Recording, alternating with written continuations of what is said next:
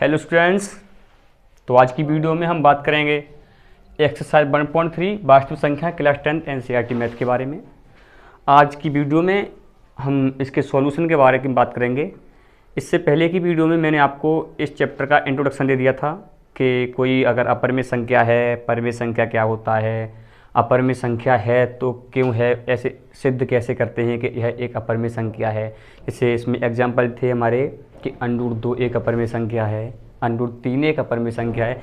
ऐसी मैंने कई सारी चीज़ें आपको बताई थी, एग्जाम्पल्स करवाए थे, और मैंने आपको एक प्रोसेस समझा था कि अगर हम अपरिमेय संख्या सिद्ध करते हैं तो वो किस प्रोसेस से करते हैं। मैंने आपको स्टेप बाय स्टेप सारी चीज़ समझाई थी। तो हमारा फर्स्ट क्वेश्चन है, लेकिन हाँ मैं आपको सजेस्ट करूँगा कि अगर आप ये वीडियो देख रहे हैं डायरेक्ट नए हैं तो इससे पहले की जो इंट्रोडक्शन की वीडियो है वो आप जरूर देखा करें। देखो इंट्रोडक्शन किसी भी चैप्टर की जान होती है। अगर हम एक्सरसाइज से पहले इंट्रोडक्शन देख लें, अगर हम केवल इंट्रोडक्शन देख लें तो हम और ये सॉल्यूशन की वीडियो ना देखें तो हम अपने बुक से इंट्रोडक्शन के हिसाब से सॉल्यूशन कर सकते हैं खुद। लेकिन अगर आप डायरेक्ट सॉल्यूशन की वीडियो देखने बैठ गए, आपने इंट्रोडक्शन नहीं देखा, तो मुझे लगता है इसे देखने से आपको उतना लाभ नहीं होगा जितना कि इंट्रोडक्शन को देखने से होगा।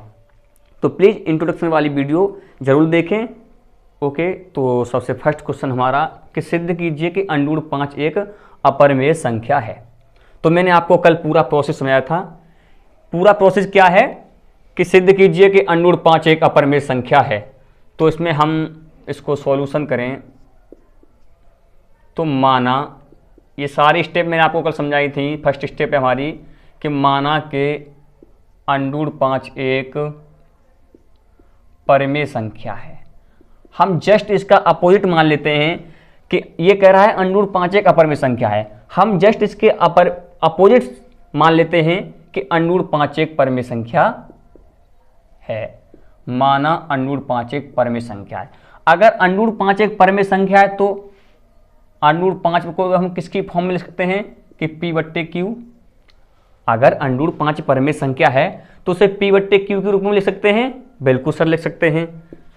ये भी होता है कि P और Q मेरे साथ साथ बोलो कैसे हैं, सह अभाज्य या कोप्राइम हैं, सह अभाज्य हैं। जहां P और Q का जो HCF है, P और Q का HCF कितना होना चाहिए, 1। कोई भी दो सहभाज्य संख्याएं होती हैं, सहभाज्य संख्याओं का युग्म होता है, उनका HCF 1 होता है। ये चीज़ मैंने आपको पिछली वीडियो में बताई थी। ठीक, तो HCF इनका P और Q का कितना हो गया, 1। अब बात करते हैं इसी की कि √5 बराबर P/Q। तो यहाँ पर मैं लिख रहा हूँ √5 बराबर P/Q, या √5Q बराबर क्या हुआ, P। √5Q बराबर P हुआ। इसको मैंने मान लिया समीकरण फर्स्ट है, हमारा इक्वेशन फर्स्ट। अब यहाँ मैं लिखूंगा दोनों ओर वर्ग करने पर, दोनों ओर वर्ग करने पर √5 का वर्ग होगा कितना, 5 होगा। Q का वर्ग Q² और P का वर्ग भी P²। ठीक, अब यहाँ से अगर मैं Q² बराबर लिखना चाहूँ तो लिखूंगा P²/5। यहाँ पर जो 5 है वो P² को डिवाइड कर रहा है। 5 क्या कर रहा है, P² को डिवाइड कर रहा है। तो यहाँ पर मैं लिख सकता हूँ कि 5 P² को डिवाइड करता है या विभाजित करता है। ठीक, तो यह P को भी डिवाइड करेगा, P को भी विभाजित करेगा। मेरी चीज़ यहाँ पर समझने की कोशिश करें। मैंने आपको एक थ्योरम पढ़ाई थी। थ्योरम थी कि अगर P किसी A² संख्या को डिवाइड करती है, यदि P एक अभाज्य संख्या है जो A² को डिवाइड करती है तो वो A को भी डिवाइड करेगी। ये कल मैंने आपको एक थ्योरम पढ़ाई थी। ये मैथ की थ्योरम है, इसमें मैं कोई चेंज नहीं कर सकता। ठीक, तो ठीक उसी प्रकार यहाँ से जो 5 है वो P² को डिवाइड कर रही है, क्योंकि P² बट्टे यहाँ पर 5 लिखा हुआ है आपके सामने। तो हम यहाँ पर लिख सकते हैं आसानी से कि 5 P² को डिवाइड करता है तो यह P को भी डिवाइड करेगा अकॉर्डिंग टू थ्योरम। देखो 5 एक अभाज्य संख्या है, P² को डिवाइड कर रहा है तो यह P को भी डिवाइड करेगा। अब माना कि P को डिवाइड करने के पश्चात कोई वैल्यू C आती है।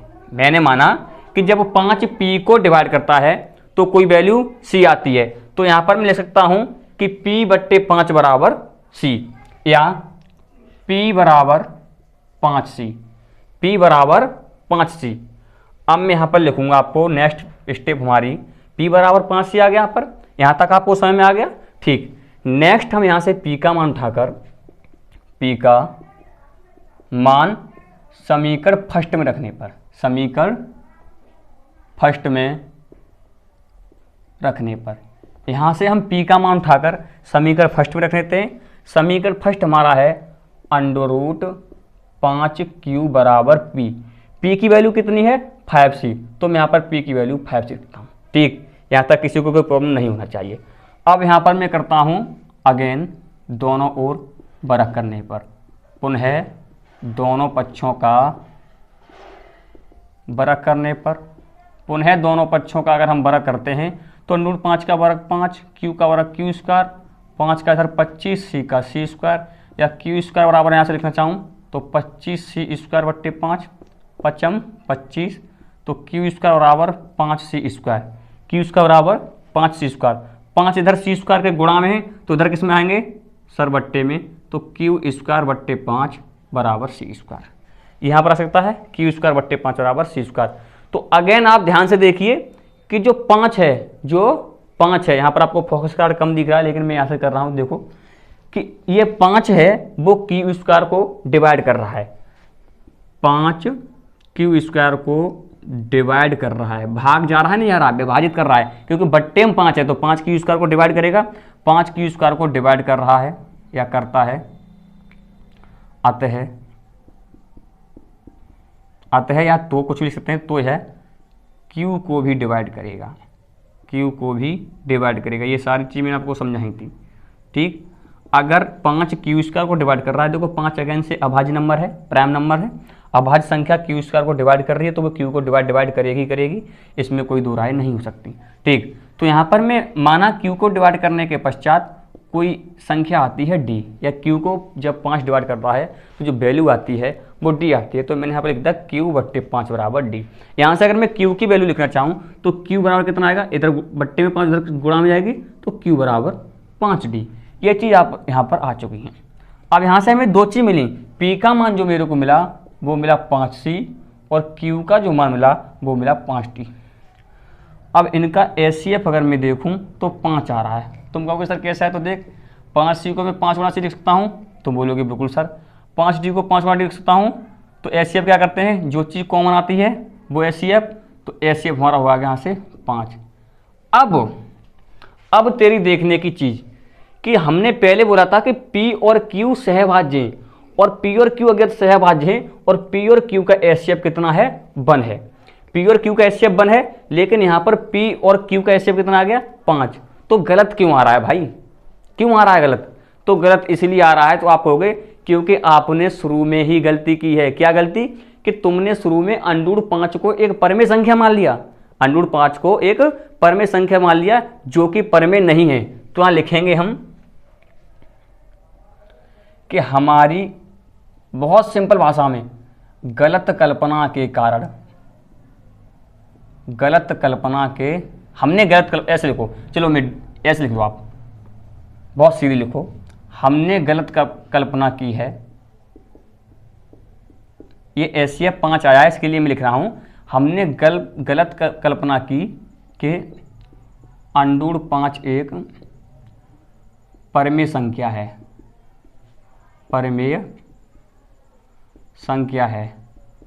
जबकि वास्तव में यह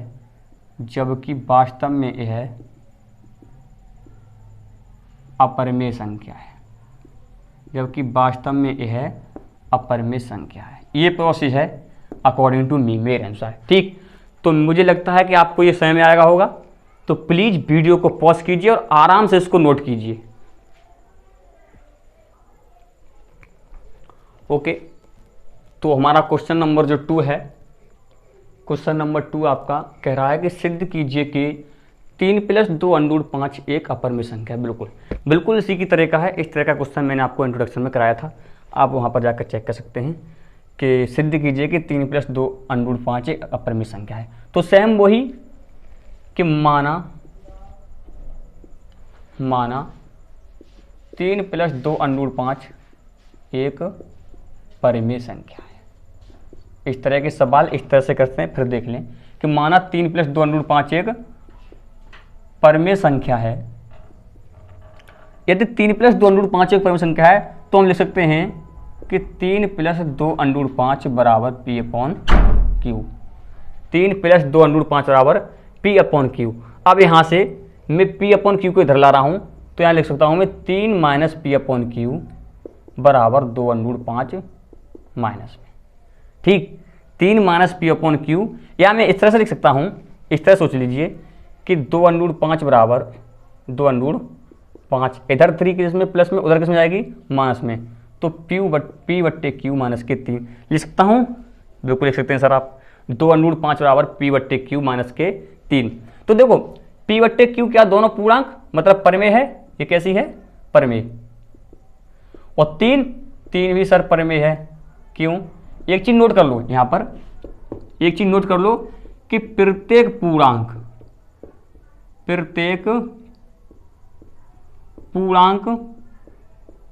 परिमेय संख्या होती है। प्रत्येक पूर्णांक परिमेय होता है, लेकिन जिसके जस्ट अपोजिट प्रत्येक परिमेय पूर्णांक नहीं, प्रत्येक परिमेय संख्या या प्रत्येक रेशनल पूर्णांक नहीं। इस लाइन को आप ध्यान से देखें, समझें कि प्रत्येक पूर्णांक जो होगा, every integer can be rational number, या प्रत्येक पूर्णांक परिमेय होता है, लेकिन but every rational numbers can not B integer. ठीक, प्रत्येक पूर्णांक परिमेय होता है, लेकिन प्रत्येक परिमेय संख्या पूर्णांक नहीं हो सकती। तो प्रत्येक जो पूर्णांक है वो परिमेय होता है। तो 3 हमारा पूर्णांक है, तो ये भी हमारा परिमेय है। अब ये भी परिमेय, ये भी परिमेय, और परिमेय, तो ये पूरा परिमेय हुआ, कितना हुआ, परिमेय हुआ पूरा। तो और इधर क्या है, 2√5 कैसा होता है, अपरिमेय। क्या होता है, अपरिमेय। तो हम लिख सकते हैं कि कभी भी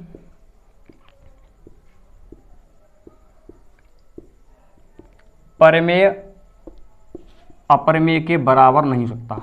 कभी भी परिमेय और अपरिमेय, ऐसे लिखते हैं, कभी भी परिमेय और अपरिमेय, कभी भी परिमेय और अपरिमेय बराबर नहीं हो सकते।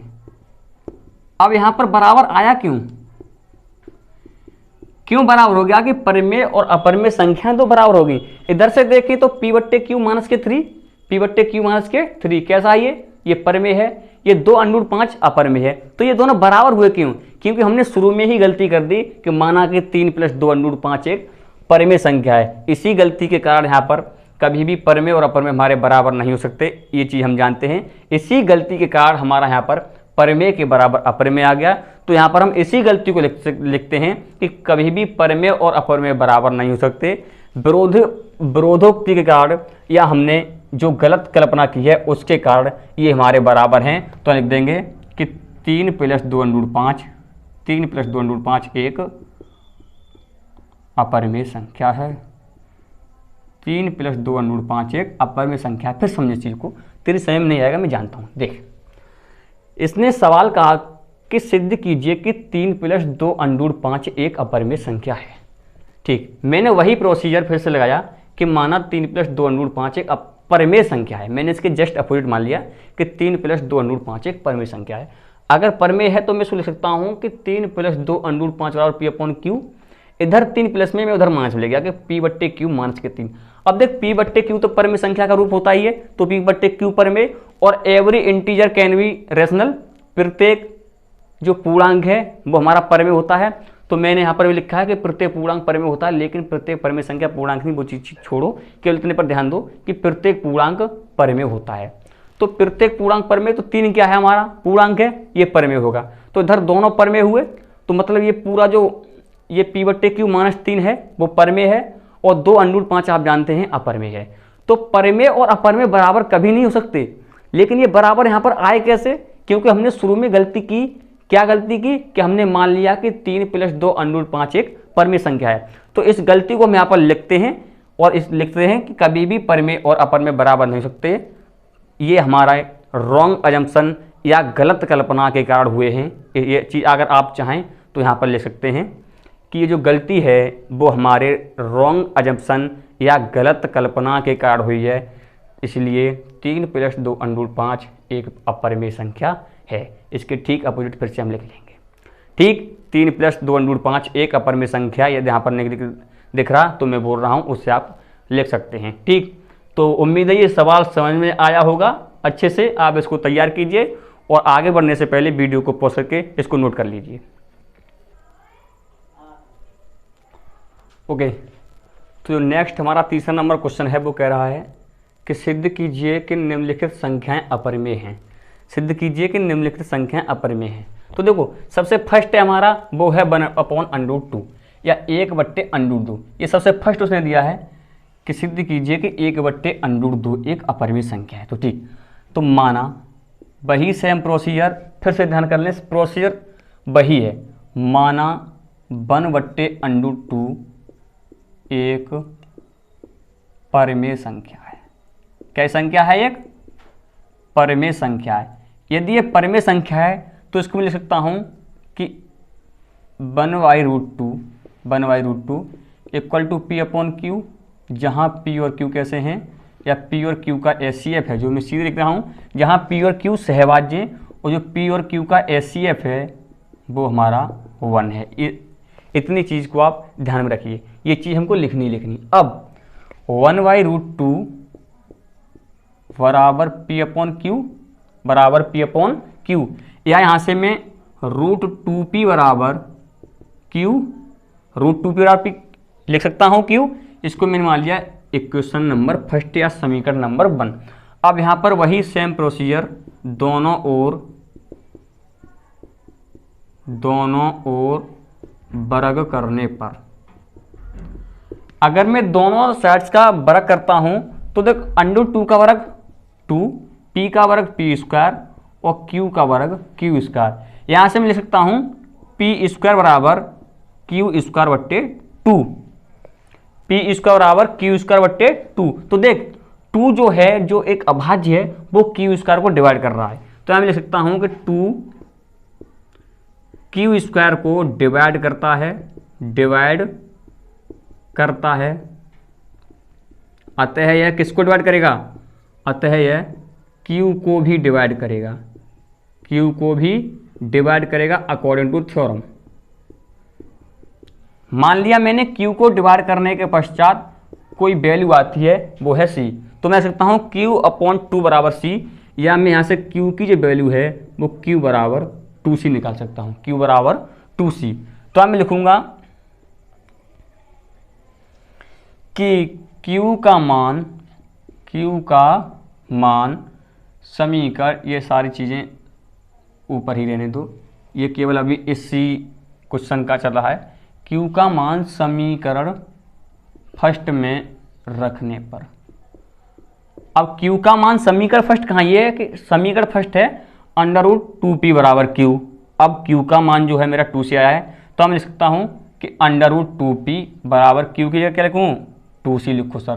तो √2P बराबर 2C। ठीक, अब वही कि दोनों ओर फिर वर्ग करने पर प्रोसेस सेम है। दोनों ओर पुनः अगर हम वर्ग करते हैं तो √2 का वर्ग 2 है सर, P का वर्ग P², 2 का वर्ग 4C का C²। ठीक, यहाँ से P² बराबर 2 दूनी 4, या सीधे लिख रहा हूँ 4C²/2, 2 दूनी 4, तो P² बराबर 2C²। यहाँ से P²/2 बराबर C²। तो यहाँ भी देख कि जो 2 है तेरा अभाज्य, वो P² को डिवाइड कर रहा है, तो तू लिखेगा अगर 2 P² को डिवाइड करता है, 2 P² को डिवाइड करता है, अतः या तो ये है P को भी डिवाइड करेगा। बार बार लिख रहा हूँ ये चीज़ें, बार बार बिल्कुल सीख लो। तो यह p को भी डिवाइड करेगा, या माना कि p को डिवाइड करने के पश्चात कोई वैल्यू आती है d, यहाँ से p का जो मान आएगा वो आएगा p बराबर 2d, p बराबर 2d। अब देख यहीं पर मैं ये दोनों चीज़, चल मैं इधर लिखता हूँ, ये दोनों चीज़ मैं यहाँ पर लिख रहा हूँ कि p बराबर 2d आया मेरा, और q बराबर कितना आया था, q बराबर 2c। इधर देख q बराबर 2c आया मेरा, q बराबर 2c, तो मैं यहाँ लिख रहा हूँ q बराबर 2c। अब इनका HCF कितना दिख रहा है तेरे को, समझा या ना, HCF है हमारा 2, HCF कितना है 2। अब HCF 2 है, लेकिन ये HCF 2 आया है, लेकिन ऊपर भी तो देख, तूने ऊपर क्या लिखा है कि P और Q का HCF कितना आना चाहिए, 1 होना चाहिए, लेकिन यहाँ पर P और जो Q का HCF है वो 2 आया है। वो 2 क्यों आया, ये जो अपोजिट काम हुआ है, ये जो गलत चीज़ आई है यहाँ पर, वो क्यों आई है, ये हमारी गलत कल्पना के कारण आई है। तो मैं लिखूंगा कि गलत कल्पना के कारण, या लिख, चल ये लिख, हमने गलत कल्पना की, हमने गलत कल्पना की कि क्या 1/√2 एक परिमेय संख्या है, एक परिमेय संख्या है, जिसके कारण हमें ये 2 प्राप्त हुआ, लेकिन वास्तव में, या जबकि वास्तव में इसके जस्ट अपोजिट रखते हैं कि यह एक अपरिमेय संख्या है। ये इतनी चीज़ तू लिख दे बस, बिल्कुल तू अपनी भाषा में सीधी सीधी चीज़ लिख कि हमने गलत कल्पना की कि 1/√2 एक परिमेय संख्या है, लेकिन वास्तव में यह एक अपरिमेय संख्या है। ठीक, अब यहाँ पर स्पेस नहीं है कि मैं दूसरा नंबर क्वेश्चन कराऊं, तो प्लीज़ वीडियो को पॉज करके इसको नोट कर लीजिए, उसके बाद मैं दूसरा क्वेश्चन यहाँ पर आपको कराता हूँ इसका। ओके, अब इसका हम सेकंड पार्ट देखते हैं। सेकंड पार्ट है 7√5। इसको सिद्ध करना है कि यह एक अपरिमेय संख्या है। मेरे पास 7√5, ठीक, तो वही सेम प्रोसेस, माना 7√5 कैसी संख्या है, एक परिमेय संख्या है। बार बार बताने की ज़रूरत नहीं मेरे लिए, अब ये प्रोसेस आपको मानना ही है। माना 7√5 एक परिमेय संख्या है, या 7√5 को हम P/Q के रूप में लिख सकते हैं, सॉरी 7√5 को हम P/Q के रूप में लिख सकते हैं। ठीक है, यहाँ P और Q क्या हैं, P और Q सहभाज्य हैं या पूर्णांक हैं। ठीक है, P और Q क्या हैं, हमारे पूर्णांक हैं। इतनी चीज़ इस तरह के सवाल में हम लिखते हैं। ओके, अब देख यहाँ से 7√5 बराबर PQ, 7√5 बराबर P/Q। यहाँ से हम लिख सकते हैं कि √5 बराबर P/7Q लिख सकते हैं। ये 7 इधर गुणा में, इधर किस में पहुँच गया, बट्टे में, या √5 बराबर P/7Q यहाँ पर मैं मान सकता हूँ। अब देखो P क्या है, इंटीजर मतलब पूर्णांक है, Q क्या है, Q ही पूर्णांक, 7 क्या है, 7 ही पूर्णांक। तो अगर मैं इसको देखूं तो ये सारी चीज़ क्या होते हैं, सारे पूर्णांक क्या होते हैं, परिमेय होते हैं। तो ये तो टर्म हमारा परिमेय हो गया। कैसा हो गया, परिमेय। और हम जानते हैं, अभी हमने सिद्ध किया है इससे पहले कि √5 है वो कैसी है, अपरिमेय है। हम जानते हैं कि √5 एक अपरिमेय है, तो मैं लिख सकता हूँ कि √5 अपरिमेय है। अब वही गलती आई कि परिमेय और अपरिमेय बराबर कैसे हो सकते हैं, परिमेय और अपरिमेय बराबर कैसे हो सकते हैं। तो यहाँ पर लिखेंगे हम कि इस तरह लिखूँ, अच्छा बहुत सरल भाषा में लिख पा रहा हूँ आपको, या इधर लिखना कि LHS में या लेफ्ट हैंड साइड में हमारे पास √5 है, √5 है जो कि अपरिमेय है। कैसा है, जो अपरिमेय है। RHS में या राइट हैंड साइड में हमारे पास क्या है, P/7Q जो कैसा है, जो कि परिमेय है। अरे देखो, आप खुद देखो कि LHS में √5 है, √5 कैसा होता है, अपरिमेय। ये P/7Q ये सारे इंटीजर हैं, तो ये हो गया हमारा परिमेय। तो RHS में हमारे पास P/7Q जो कि परिमेय है। ठीक, अब ये परिमेय और अपरिमेय हम जानते हैं कि परिमेय और अपरिमेय परमेय और अपरमेय कैन नॉट बी इक्वल, या परमेय और अपरमेय बराबर नहीं हो सकते, बराबर नहीं हो सकते हैं। अब ये बराबर नहीं हो सकते, तो ये बराबर हुए कैसे, यहां पर क्यों बराबर आए? हमने गलती की है, हमने ऊपर गलती की है कि 7√5 को एक हमने परमेय संख्या मान लिया है, लेकिन ये हमको मानना नहीं चाहिए था। ठीक, तो यहां पर हम लिखेंगे यह गलती या ये जो अपोजिट चीज आई है, ये जो विरोध वाली चीज आई है, यह गलती हमारे रॉन्ग या हमारे गलत कल्पना के कारण है, गलत कल्पना के कारण है। ठीक, तीसरी लिख दो, बस ये लिख दो कि जो 7/5 है वो कैसी है, एक अपरमेय संख्या है। अब ये 6+√2 है, यहाँ पर इतना स्पेस नहीं है कि मैं यहाँ पर इसको करवा दूँ इसी में, तो प्लीज़ वीडियो को पॉज कर लीजिए और इसको नोट डाउन कर लीजिए, उसके बाद मैं इसको कराऊंगा। अब जो हम इसका पार्ट थर्ड करेंगे वो है कि 6+√2, हमको ये सिद्ध करना है कि 6+√2 एक अपरमेय संख्या है। तो ठीक है, माना वही सेम प्रोसेस, माना 6+√2 एक क्या है, कैसी है, परमेय। ये चीज़ आपको छोड़ने वाली नहीं है, ये चीज़ यहाँ पर आपको माननी ही पड़ेगी। माना 6+√2 एक परमेय संख्या है। देखो हमने प्रैक्टिस इतने सारे क्वेश्चंस की कर ली है, करीब करीब 5 से 7 क्वेश्चन हम ऐसे कर सकें, तो हम इनको आसानी से कर सकते हैं। और घर पर जाकर आप बार बार प्रैक्टिस ही किया करो इस क्वेश्चन की, ठीक है।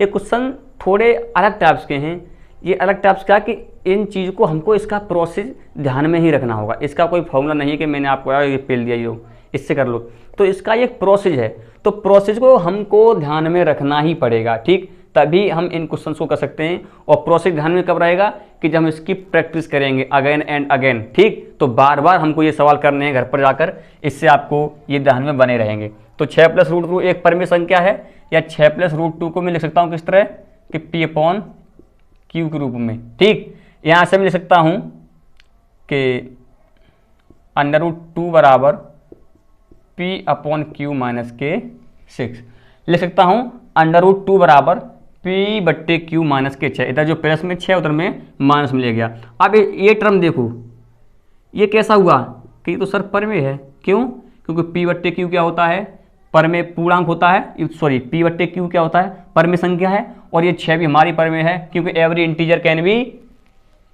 कैन बी रेशनल नंबर, या प्रत्येक जो पूर्णांक है वो क्या होता है, परमेय संख्या होती है, चाहे पूर्णांक 0 हो, सॉरी 0 को छोड़ दो, 1 2 3 4 5 6, ये सारी चीज़ क्या होती हैं, परमेय संख्या होती हैं, ठीक है।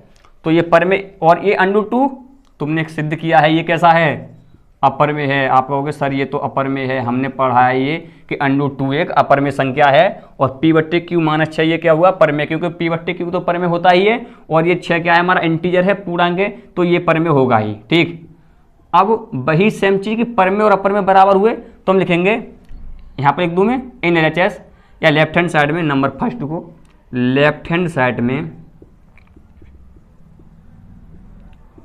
हमारे पास √2 है, जो कैसा है, अपरमेय है, जो कैसा है, इरेशनल, ठीक। सेकंड, राइट हैंड साइड में हमारे पास क्या है सर, राइट हैंड साइड में हमारे पास P/Q-6 है, जो कैसा है, जो परमेय है। लेकिन हम यह भी जानते हैं कि irrational number can not be equal to rational number, अपरमेय संख्या कभी भी परमेय संख्या के बराबर नहीं हो सकती, तो लिख सकते हैं अपरमेय संख्या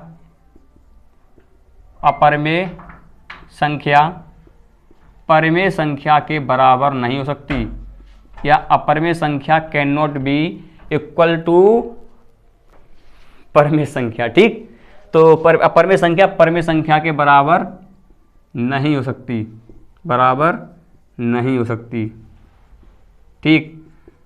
तो ये क्यों हुआ, यहाँ पर चौथा लिखेंगे हम, यह गलती या यह त्रुटि हमारी गलत कल्पना के कारण है, ठीक है, ये चीज़ लिख लेना। और यहाँ पर लास्ट में लिख देना कि 6+√2 एक अपरमेय संख्या है, तो उम्मीद करता हूँ आज ये हमने एक्सरसाइज ख़त्म कर दी है। इसका इंट्रोडक्शन भी मैंने कराया था, एक बार फिर से सुन लो। इंट्रोडक्शन को प्लीज़ ज़रूर देखो। इंट्रोडक्शन को देखने के बाद ही आप में वो कॉन्फिडेंस आएगा कि हाँ मैं एक्सरसाइज कर सकता हूँ। यदि आपने इंट्रोडक्शन देख लिया तो अगर यह आप अगर ना भी देखें फिर भी आप उसे कर सकते हैं, ठीक, एक्सरसाइज को कर सकते हैं। तो प्लीज़ इंट्रोडक्शन जरूर देखें, इसी का नहीं प्रत्येक चैप्टर का इंट्रोडक्शन हमें देखना ही चाहिए, ठीक। तो आज में बस इतना ही। अगर आपको अच्छी लगी हो वीडियो या आप सीखे हो तो वीडियो को लाइक करें और हमारे चैनल जो कि ब्राइट फ्यूचर पॉइंट नाम से है उसको सब्सक्राइब कर लें, ठीक। और अपने दोस्तों को भी शेयर कर दिया करो जिससे कि उन्हें भी लाभ मिल सके इस चीज़ का, आप इसे सीख जाएं, ठीक। Okay, bye.